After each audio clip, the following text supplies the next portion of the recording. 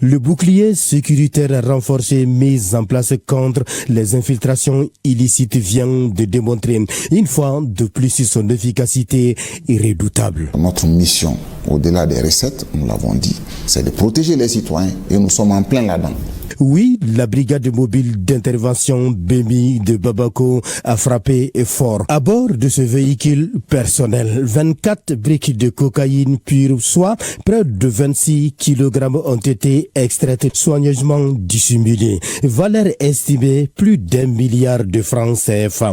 Une saisie historique, ce n'est pas tout. Dans ce bus de transport en commun, autre prise de taille, 165 unités explosives, 1000 détonateurs, 49 rouleaux de cordons détonants et 360 kg de mercure.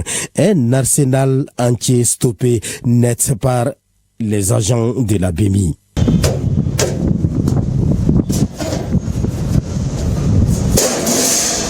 Cependant, il y a une particularité dans la dernière saisie que nous venons d'effectuer. D'habitude, nous interceptons les véhicules qui viennent de la frontière vers la capitale. Peut-être en transit. Le dernier cas, c'était un transit vers un pays côtier. Cette fois-ci, c'est le sens contraire. Le véhicule quitte Bamako pour le centre ou bien le nord. Cela nous oblige à peaufiner nos analyses.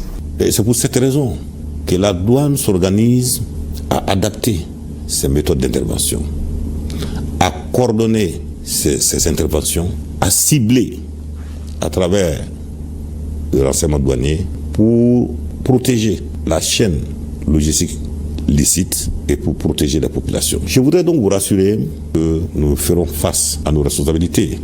Et dans la région de Ségou, le bilan de la saisie est aussi impressionnant. De mars à ce jour 10 juin, ce sont 273 briques de chanvre indien qui ont été saisies, sans compter les prises quotidiennes d'or, de devises et d'autres marchandises sensibles. Les contrevenants qui pensent qu'ils sont à une longueur d'avance de la douane et qui se détrompent en raison du contexte actuel, les douanes seront là pour faire échouer ces différentes tentatives de contournement. Le directeur général des douanes a tenu à saluer le professionnalisme et la vigilance des agents, tout en réaffirmant l'engagement de l'administration à se moderniser face aux défis sécuritaires croissants. Une guerre de l'ombre où les douaniers en première ligne entendent bien tenir le front.